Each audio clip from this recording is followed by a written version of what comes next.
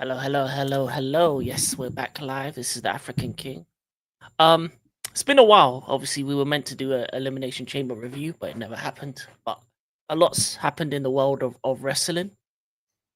One of the most shocking moments happened at the end of Elimination Chamber. The heel turn of John Cena, 25 years, and he did the big one. But we're gonna talk about that, the road to WrestleMania. Um, it's been a very interesting road, but we'll discuss that and more. But first, let my co-host introduce himself.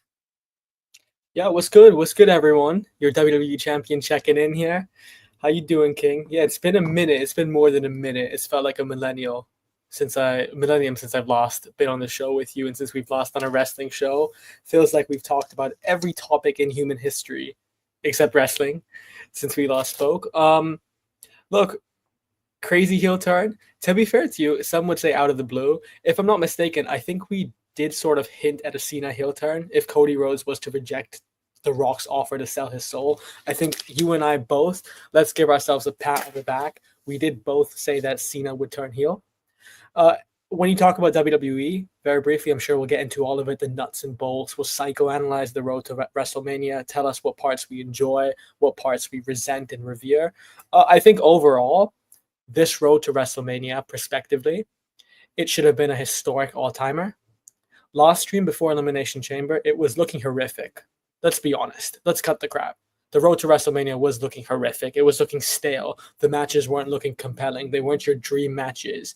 But since WrestleMania, I wouldn't necessarily say any stories have been developed spectacularly, like last year with the Bloodline. I just think certain heroes like John Cena, Cody Rhodes, CM Punk, and the triple threat matches, both men and women's, I think those are really saving WrestleMania. In other words, Triple H, as much as I respect you, I think you have been the key component, the cornerstone to the revitalization and the golden age of WWE under TKO. However, I just think this road to WrestleMania, in terms of plot, has been very lackluster, very underwhelming, and you're really being bailed out and balled out, just like the Miami Heat were with Ray Allen. You're being balled out by your superstars. So, King, I don't know. What'd you make of that?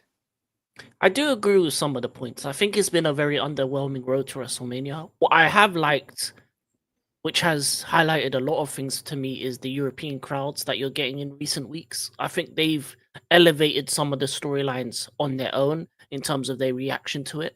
So I think this is probably the perfect time to heat up WrestleMania if you want to, because you've got hot crowds, you've got crowds that have, for the first time, are watching SmackDown and Raw, first time actually seeing these superstars live. So you're giving them opportunities to get themselves over in a way in European crowds, which aren't as dead as the American ones have been in the previous years. But I don't think they're doing enough in terms of both the main shows to elevate the talent in terms of overall. I think when I look at the card so far, I look at a very, it doesn't seem WrestleMania to me. I think they kind of put a hand behind their back when they made Jay win the world title, because they haven't done anything to elevate him to that status. I think Gunther's title reign's been underwhelming. And on the other side, obviously, because Cena's not there every week, week in, week out. Obviously, the when he did get his heel turn, and then his description of why he heel turned, it was a good promo. It was one of the best promos I've seen in a long time. But we haven't seen him enough to make this kind of thing continue on. If anything, there should have been in the contract for him to be there week in, week out in order to build up that Preach. that feud, because at the moment it just seems very lackluster in the two main event scenes. I think they're just a bit stale. Even in the last Raw, the match that Jey Uso had, which was like a quick match, one of the most disliked things on WWE's YouTube in a long time. He botched the over the top rope, and it's kind of put a dent into the momentum that he's had. As much as people love saying yeet, I You? don't. I don't believe that he's going to be the guy to create the match needed for that world title.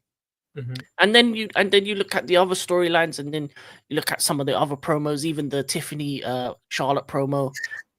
it felt like Charlotte was just trying to bury Tiffany. It didn't elevate either one of them too tough for me or elevate that match. So a lot of the things so far has been done in a bad way, and then misusing these hot crowds in order to elevate these storylines. Like they've done it the right way for the tag teams, especially with the Street Profits match and things of that nature. But a lot of the things seem to be a bit stale. But I would like to know how you feel about the matches on the WrestleMania card so far, and which ones feel stale to you, and which ones do you actually are excited for at the moment. I think the question is, in terms of storyline, which ones don't feel stale? And I think the only answer to that would be Cena and Cody. And that's because barely entered the core of that feud so far. And you made a point about John Cena's lack of appearances. It almost seems like the reason he turned to the dark side or heel is because of that. It doesn't even seem like it was because of a storyline decision. It just seems like he has so many films that he's filming. Right now, he's filming in South Africa. A few weeks ago, he was filming in Hungary. So it really seems like the reason he turned heel was not because of a storyline thing. It was more to accommodate his commercial endeavors, which he seems to be prioritizing over WWE. And you talk about even just after WrestleMania King, we've been discussing before WrestleMania where he's only going to make probably a handful, not even a handful of appearances before WrestleMania, which isn't enough to build substantial, significant, transcendent heat, which this feud should be delivering. Even post WrestleMania, if you look at his schedule so far, he'll appear on the Raw after Mania, the SmackDown after Mania, which you would assume as WWE champion, because otherwise, why would you turn him heel? It is illogical. It makes no sense. But after that, there's a break. He's not going to appear for a month, and then he'll be back for a few weeks. Then he'll be gone. Then he'll be back for Money in the Bank. So it really feels like at the moment, this whole John Cena retirement tour, it never caught steam. And it's only catching steam because of a heel turn, which again, I'm going to describe as moments. I'm going to compare it to Jey Uso's Royal Rumble win, where yes, John Cena turning heel, well overdue. I completely agree. But he should have turned heel over a decade ago under Vince McMahon. He didn't. And in the moment, him turning heel at Elimination Chamber, one of, if not the greatest heel turn, alongside Hulk Hogan in WWE history. That moment, that segment, cinema. Pure cinema on steroids. Anyone can debate me on this, but each and every single person, whether it's Pat McAfee, Michael Cole, John Cena, the final boss, even Travis Scott, which critics are saying, hey, he shouldn't have been involved, but it's a parallel to Hogan's heel turn. And of course, Cody Rhodes himself. Everyone played their part spectacularly well from an acting perspective and from a wrestling perspective, with the exception of the botch. However, I think long term, when we look back at it in a few years, we'll be like, Cena turning heel in his last year, was that really the right decision? Was that really the right decision? Because I think the storyline that, you could captivate is he's struggling from zero to hero. Cena hasn't main evented WrestleMania since 2013. He's not won a televised singles match in over 6 years. You could have built that storyline and fed into that throughout the year. So I think the heel turn is great in the moment, but I think long term, if we're looking at it, it isn't really as great. And when you talk about the other feuds, King, I just think it's not even about the other matches necessarily. It's more who's not on the card and who's not being booked properly. Liv Morgan, I'm going to assume she gets a tag team title match at WrestleMania, but I don't think that's good enough. Frankly, on the basis of merit, I think she's been the best women's wrestler over the past few months, and it's not even close. In every single match she participates in, she steals the show. Whether it was the Elimination Chamber, which she has done not just this time over the last 3 years, whether it's against Io Sky on Raw, whether it's the greatest women's tag team title match ever, the one where she and Raquel Rodriguez won the 3rd record-breaking tag team titles. Liv Morgan has stolen the show in the ring, outside the ring, and commercially as well. So I think she does deserve a better match than a tag team match at WrestleMania. Even Drew McIntyre. The same thing with Drew McIntyre. Last year, Drew McIntyre had a career year. Maybe not in terms of achievements. Sure, he won the World Heavyweight Championship for about 5 minutes. But still, he had a career year. He was the core of the feud between him and Seth Rollins, him and CM Punk, which, by the way, Seth Rollins is a workaholic. No doubt about that. CM Punk is a transcendent talent. He is one of the greatest mic workers of all time. He is unfiltered, unabashed, unhinged, and we love that. He breaks the fourth wall beautifully well. However, Drew McIntyre was the reason those feuds succeeded. So for Drew McIntyre to not be rewarded, for Liv Morgan to not be rewarded, Sami Zayn, where's Sami Zayn, man? Sami Zayn has also been a hero. he has been a cult hero to so many fans, not just in America, but globally. So there's so many different layers to this WrestleMania where what's going to happen here? Where is this? Where is that? So, King, if you want to ask me, how do I feel about the matches on the card? I mean, they're good matches on paper. The triple threat between Roman, Seth, and Punk, but that feels like CM Punk is third wheeling it. CM Punk's just come off a year where, kayfabe wise, he's beaten Seth Rollins, he's beaten Drew McIntyre. Should be the number one contender logically. He should have won the Royal Rumble.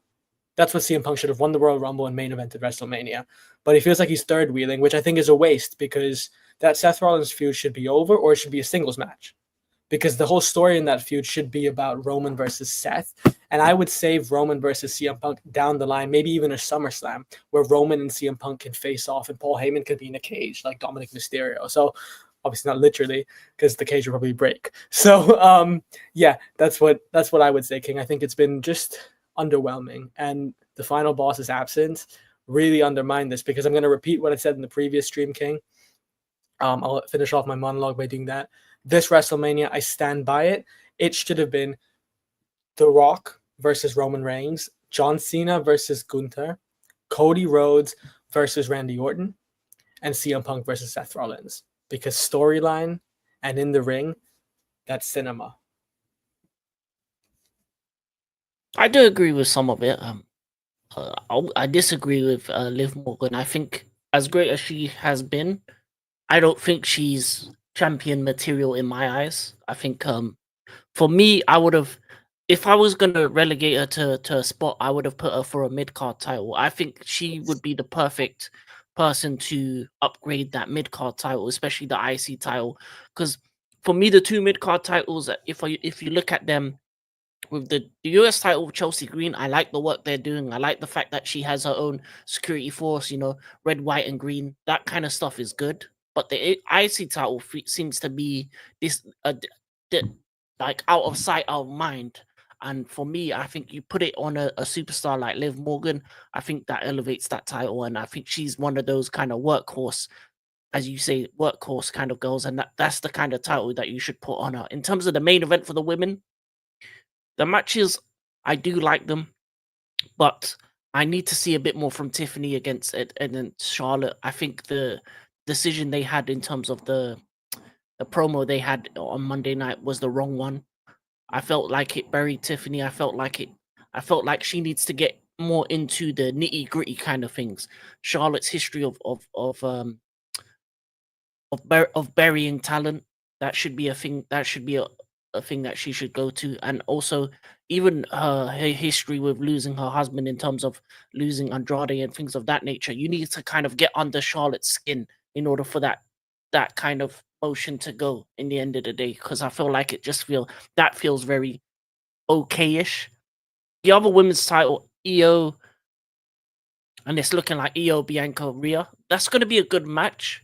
But at the same time, I feel like EO seems to be like the background character of that match. It feels like giving her the title was the right decision, wrong time. I feel like you should have gave it to her after WrestleMania or on a SummerSlam run rather than giving the people what they really want to see and that's Rhea versus Bianca, because those were the two ladies that were on the cover of the WWE 2K. Those are the two ladies that people want to see fight each other in a singles match. That's a WrestleMania match. Adding EO to it is okay, but I just feel like she's the champion, but she's not seen as the champion in that match or in the feud.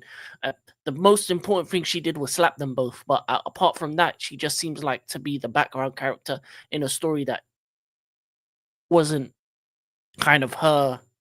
She's not the main story, and that's another thing that you said in the past, that when the champion's not the main story, then it doesn't make any sense to me. And I think that's what I've seen in terms of the women's titles, the two heavyweight women's titles. They haven't been the story. Lyra Valkyria hasn't been a story at all. She has. I to be honest, if most people probably don't know she's the IC women's title holder at the moment. She's like an afterthought in the show. And then you go on to the men's side of things. I think they need to be doing more with Bron Breakker in terms of his title. I think it's going to be a multi-man match, but he needs to do more. In terms of the US title, LA Knight is okay, but they need to do more with that US title. I think when I look at the men's US title, I just feel like it needs a rebrand more than anything. It needs a reshuffle. It needs a re-something because you've got talent like Andrade, Carmelo Hayes, Santos Escobar. You've got guys that can go after the title. Even Shinsuke with the rebrand that he had in terms of his character. There's ways of making storylines that allow for that title to be elevated, but at the moment it just seems very wishy-washy. I like the SmackDown tag division. I think the Raw tag division needs to improve personally. But in terms of the 4 main titles, I think the main champions aren't given the platform to succeed in any of 4 of those feuds, especially Gunther for me as well. I feel like his title run as the IC champion is a much better run than his as the world title. And I've said this a long time, said this a lot in terms of when I've talked about wrestling. Gunther is a guy that needs to go after the A championship. But for me, the world title is the B title. As Roman Reigns said, it's the loser bracket. He ain't a loser. So for me, him having that title doesn't elevate him. It doesn't put him to the level that he is. For me, if you're gonna have Jey Uso be your challenger, that's not Gunther level WrestleMania match. If anything, he's going down to Jay's level, not going up. So I feel like with that kind of match, you're kind of wasting away the talent of Gunther, the ability to have that kind of.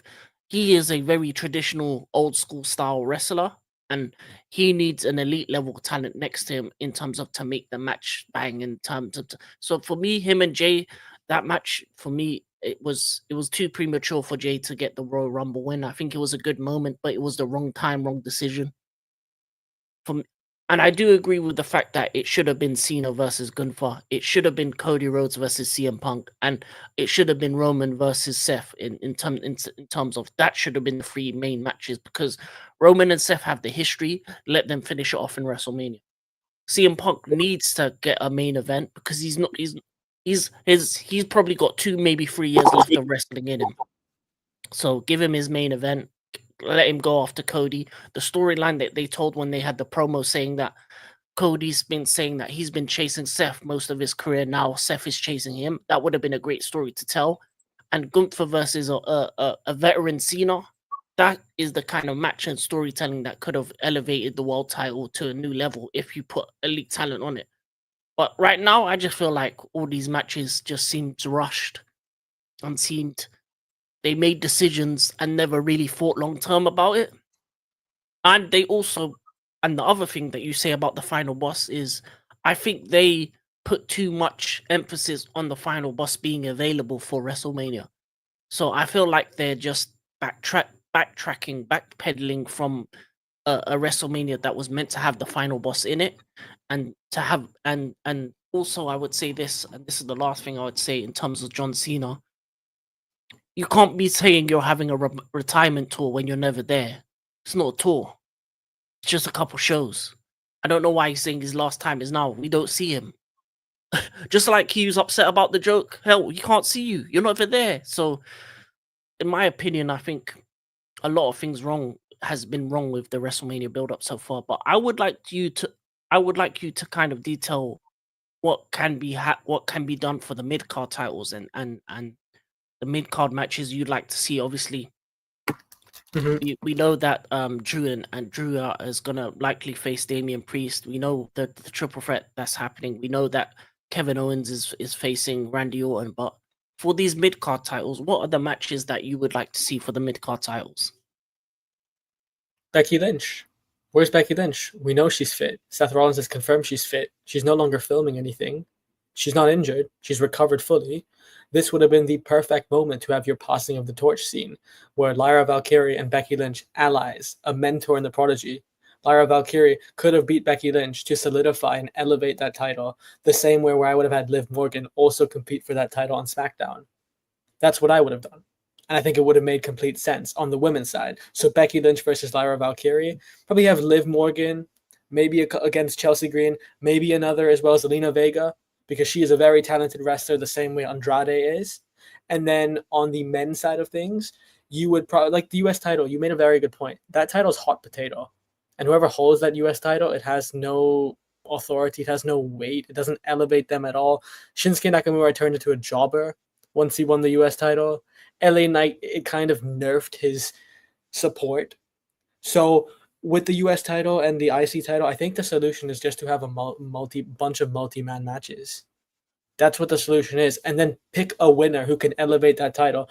LA Knight, though, is interesting because LA Knight has the potential. He is as over as almost anyone else is in the company, or at least he can be. If I was LA Knight, I would be having open challenges until WrestleMania. I think SmackDown needs it. Because LA Knight can elevate talent, like you mentioned, Carmelo Hayes, for example, and Santos Escobar, maybe pull people up from NXT.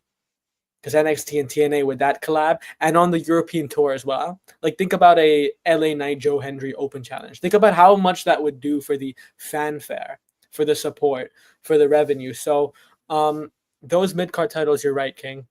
At the moment, it feels like there is no prestige. It just feels like a belt. It feels like dress up. It doesn't feel like there's any weight to them. And you would have to have, bottom line here, if I was booking, I would have had Becky Lynch versus Lyra Valkyrie. I would have a multi-man match for the women's IC title or US title. I would have Chelsea Green versus Liv Morgan. Liv Morgan win it and uplift it, and Zelina Vega as well. And then on the men's side, I would have a ladder match. I would have Braun Breaker. You just combine the feuds. I don't think you need to clog the card with so many dead rubber matches because there's so many dead rubber matches on the WrestleMania card that don't need to be there. So many matches without any consequences or stakes. I would have a 6-man match for Braun Breaker, Finn Balor, Dominic Mysterio, AJ Styles, Logan Paul, and then 6th, pick your poison. Pick whoever you want on the roster who you think deserves to be the 6th man in that match. And then for LA Knight, I would have an open challenge up until WrestleMania. You could have another multi-man match, or you could pick someone to feud with him. So I just think, like you said, there's no depth. One, as you said, the length is very rushed. Second, the depth. There is no depth to these storylines. And the storylines that do have depth, they feel like they're being compromised by another addition. CM Punk. He shouldn't be in that Roman versus Seth match. It's not his match. And you can save that and protect future feuds as well. You mentioned Damian Priest and... Sorry, I'm not even going to call him Damian Priest. I'll call him Damian Hogan. Or Damian Copeland, because Damian Priest does not get pinned, man. And Drew McIntyre or Drew roll up McIntyre, because he gets rolled up fucking all the time. I don't know what WWE's direction with Drew McIntyre is. I don't know what WWE's direction with Finn Balor is. It's a mess. It's a mess. So, yeah. Yeah, there's a couple matches that on the card that are gonna be frustrating watches because you expect more from them.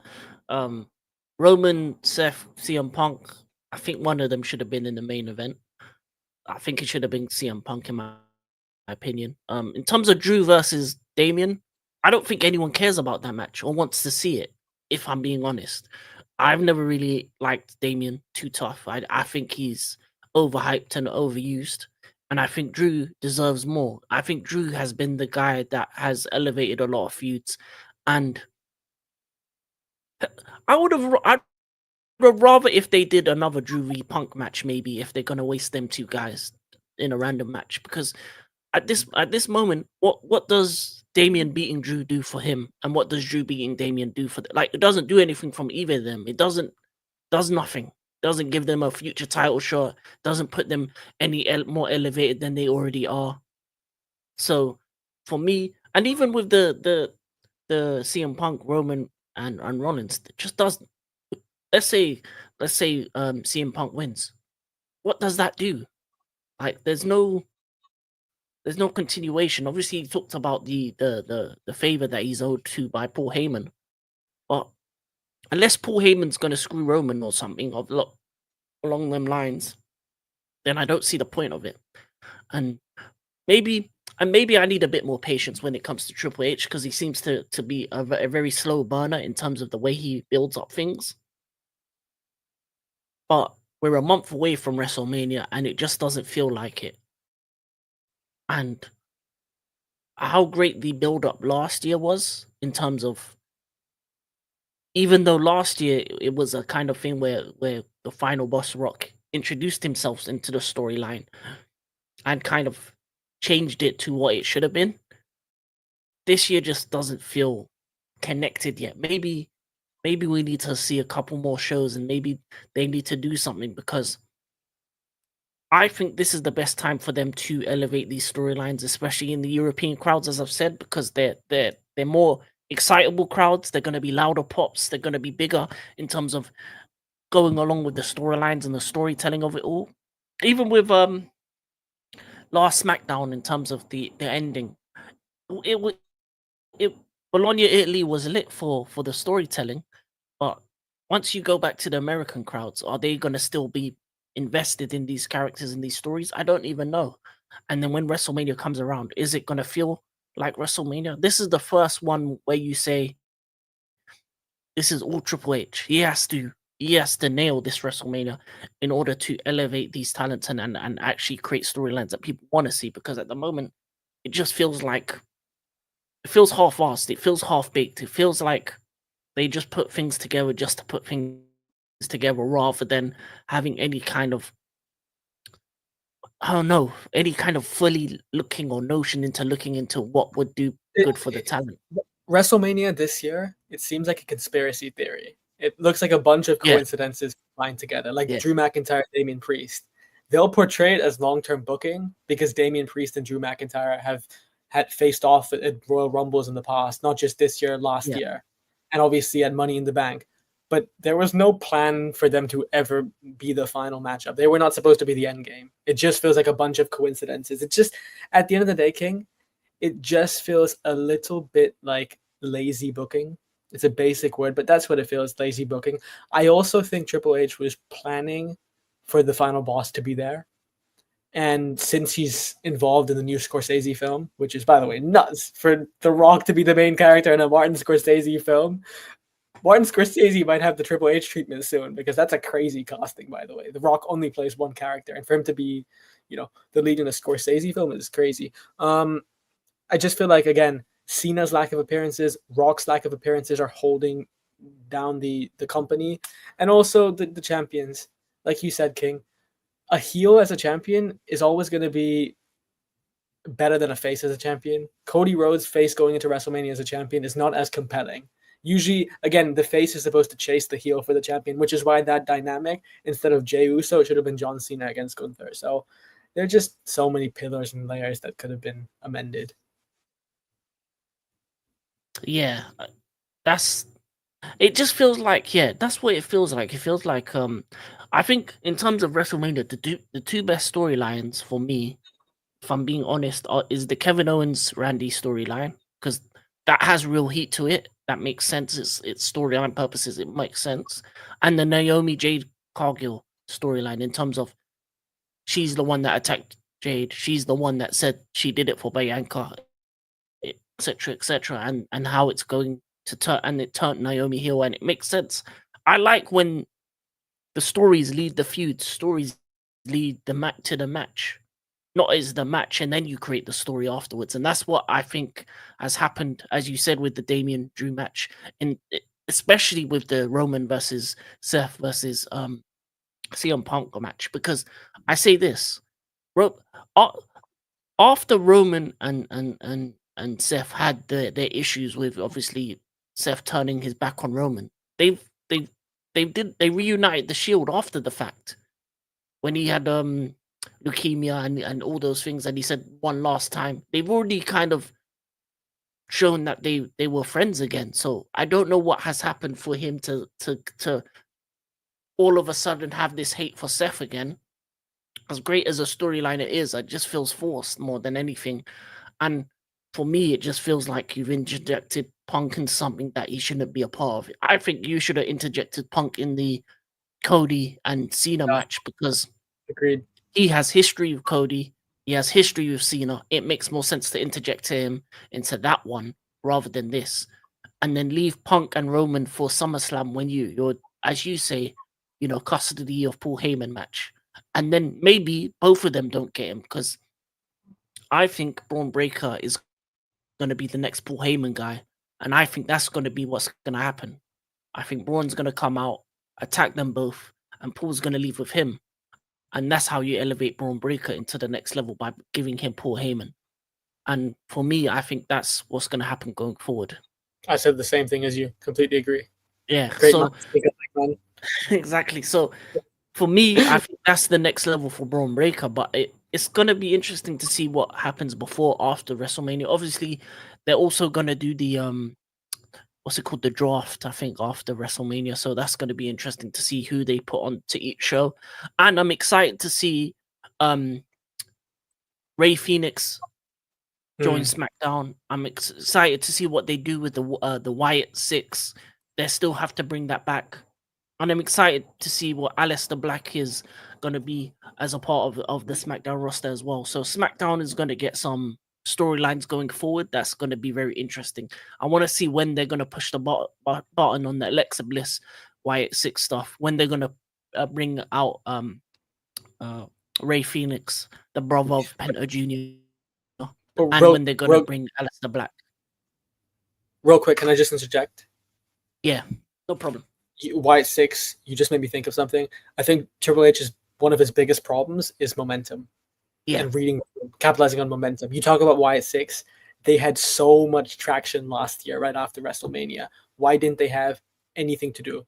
They were literally irrelevant. I think they've only had a couple matches. And I think I would say the same, especially with the New Day.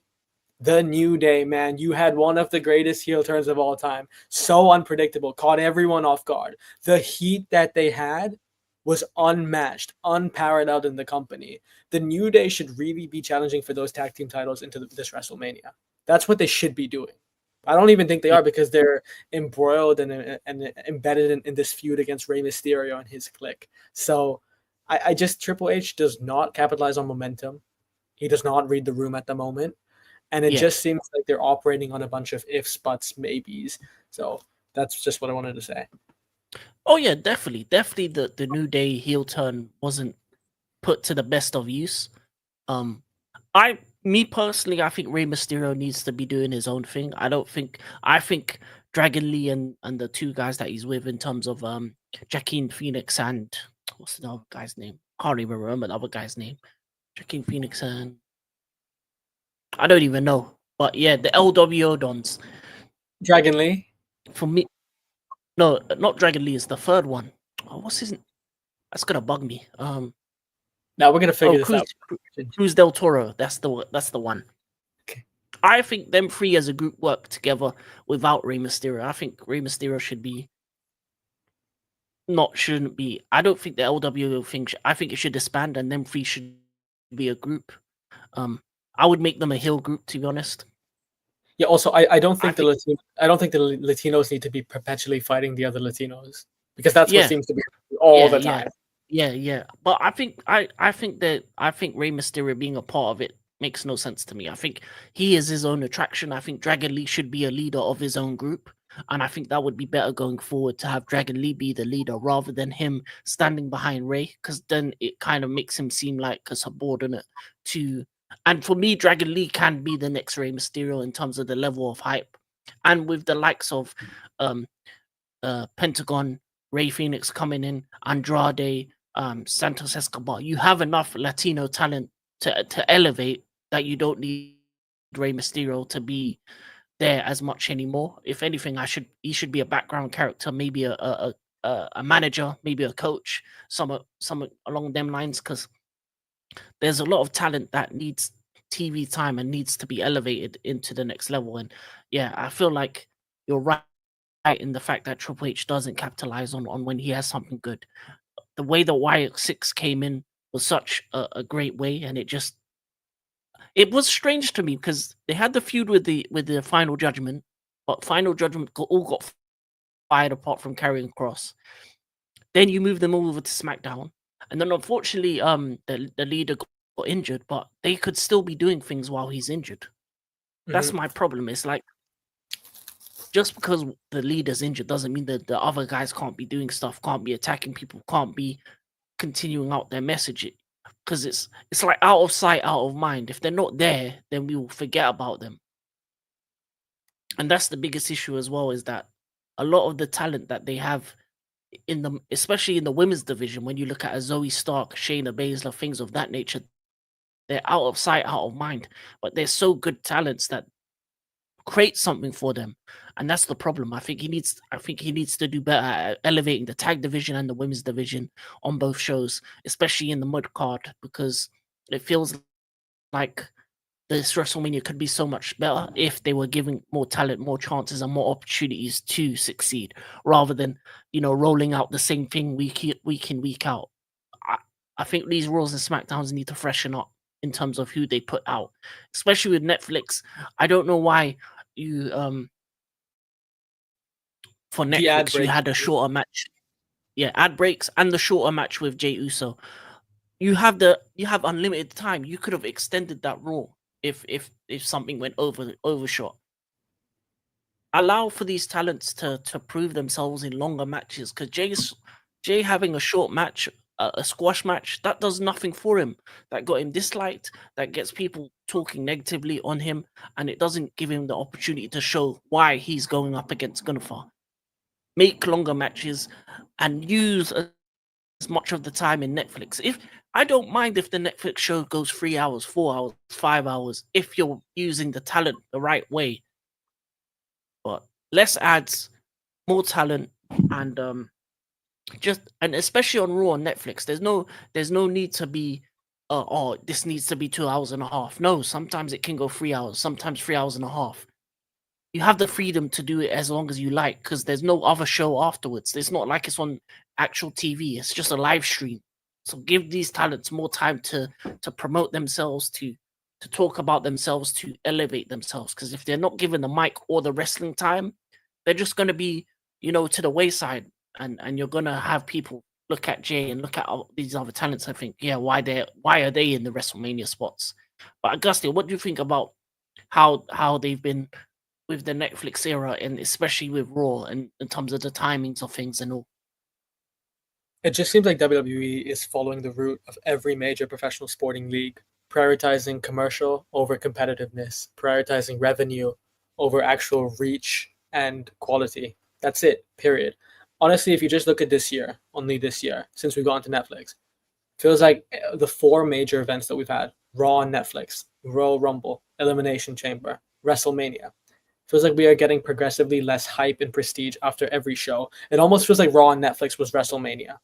The Royal Rumble was like the Royal Rumble. Elimination Chamber was SummerSlam. WrestleMania feels like Saturday Night main event. That's what it feels like. Saturday Night main event with a more stacked card. That's what it feels like. You're right. I completely agree with you, King. I think when they went to Netflix, you would have imagined they would have more liberty and flexibility. Instead, it feels forced. It feels pushed. It feels like they're being pushed on a timing standpoint.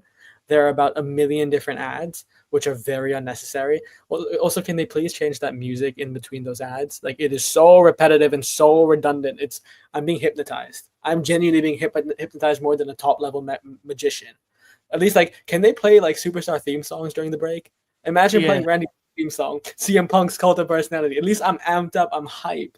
But no, it's just so draining and fatiguing.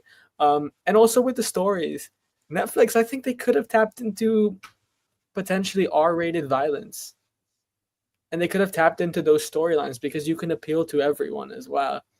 But they didn't. So it just feels like they really are missing the mark. And I don't know what's holding the company back. I don't know, because I feel like if they did better from a storyline perspective, they also would have theoretically and logically generated more revenue as well. So it just feels like at the moment, WWE is at a stale point. And then you talk about after WrestleMania and the draft. Does the draft even matter? I think you yeah, play like with a foot draft. For those who play FIFA, I think drafts actually last longer than the WWE draft, because it feels like after a few days and weeks, WWE superstars are on every single brand. So there needs to be some rigidness there. That's where there needs to be some rigidness and authority when it comes to the draft. If you implement it fully. Don't half and yeah. half. Commit fully. Commit completely. And then even just with things like War Games and Survivor Series, maybe we can have a Raw versus SmackDown. It's been a while since we've had that, man. Or we have Team's Final Boss versus Team WWE. I don't know, but there just needs to be some direction. I think at the moment, I read a report or no, I didn't read a report. It's just multiple sources have said that Triple H had planned the main events of WrestleMania since October. I really refuse to believe that, man.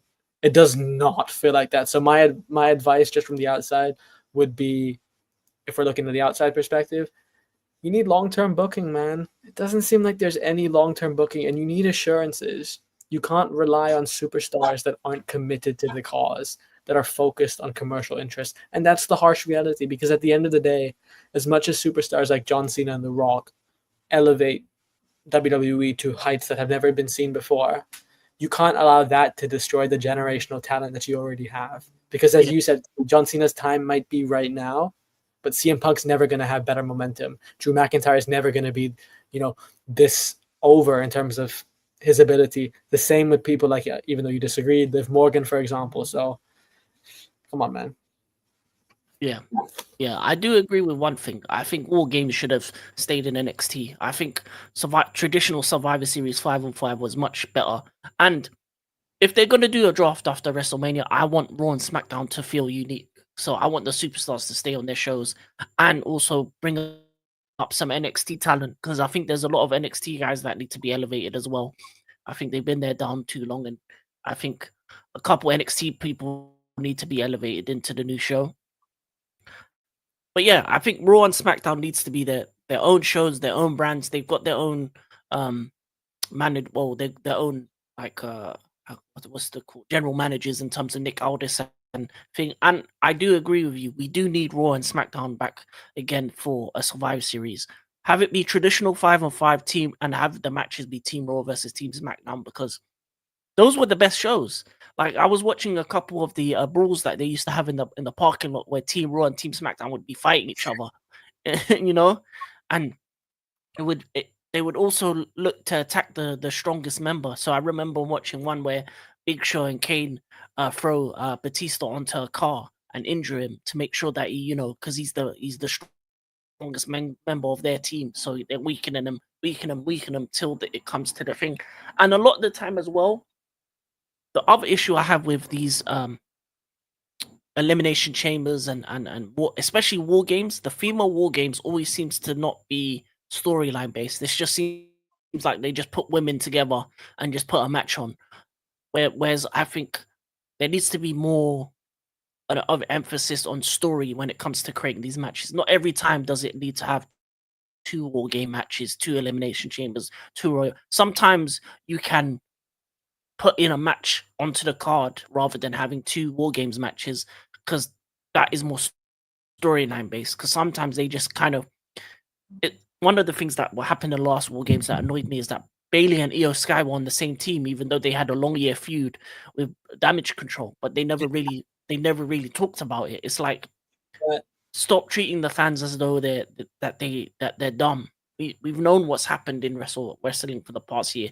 The hardcore fans are watching Raw, SmackDown, NXT.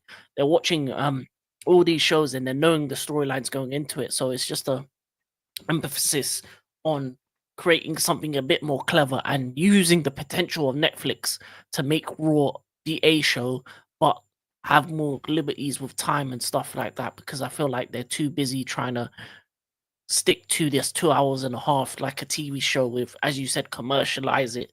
And that's going to be the problem, because for the future of WWE, if let's say in the future Raw and SmackDown's on Netflix, allow for it to be rated R, allow for storylines to go for, allow for swearing. I was watching one episode where where people were putting up middle fingers and they were blacking the screen because they didn't want to show it. It's like, it's Netflix.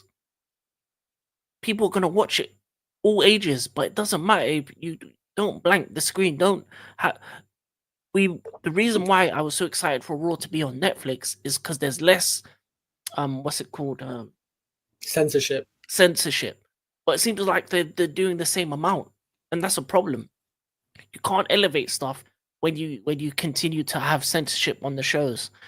I thought the PG era needs to die. It needs to be TV-14. It needs to be a show that people are excited to watch, and on Netflix it can be. Burn it down. Yeah, exactly, and make it more excitable, because right now it just feels very stale and very normal, where there's a lot more that can happen, and add a bit more blood. If it's an Extreme Rules match or a match that has weapons and stuff like that, add a bit of blood here and there. Like that's for me the Kevin Owens versus Sami Zayn match in the last pay. I think if you added blood to that, that would have put that match from 4 stars to 5 stars to 6 out of 5 stars. Like that would have elevated it because sometimes these matches need it. So I feel like if you're on Netflix now, allow for a bit more blood here and there. Not every match like AEW because they do it too much. But in Extreme Rules matches, and if you're using chairs, weapons, stuff of that nature, I need to see a bit more blood. Be a little bit more realism into the show. But is there anything else you want to talk about before we end the show in terms of WrestleMania going forward and WWE? No, I had a crazy booking that I did on My Universe King. I think I hinted this to you on chat. I might save it for the next stream, just closer, because I just want to see what WWE do. But I'll save it for the next stream. Okay. Well, that would be very interesting to see what you had in mind for WrestleMania. I think we'll try. I'll give you a hint. 4 people had the title, the WWE Undisputed title, at WrestleMania on night 2. 4 different people held it. And right now you think I'm a lunatic fringe, I'm not Dean Ambrose, I'm worse. But trust me, it makes sense. And that would take all the PG out, all the censorship out. It would be authentic, it would be new, it would be raw. We're forming factions, and we are giving everyone their moment, fulfilling everyone's story. And the key pieces around it would be CM Punk, John Cena, The Rock, and Cody Rhodes. Okay. That'll be very interesting. I think with this show, I'm hoping to make it maybe a weekly or bi-weekly thing that we do. So at least then we're up to date because a long time has passed. But I don't want to have the next show be in a month's time because that by then WrestleMania's already happened. So we'll see if we can make this weekly. But yeah, nothing more else to say. This is the road to WrestleMania. Hopefully time and patience will see what Triple H has cooked up because there's been times in the past that I've doubted him and he's came through with some great moments. Jay winning the Royal Rumble, the heel turn of Cena. So we'll see what happens in the next coming weeks. But currently, it's not looking good. But we will see. But this has been African King, AGASTYA, the WWE champion, and we're out. Peace.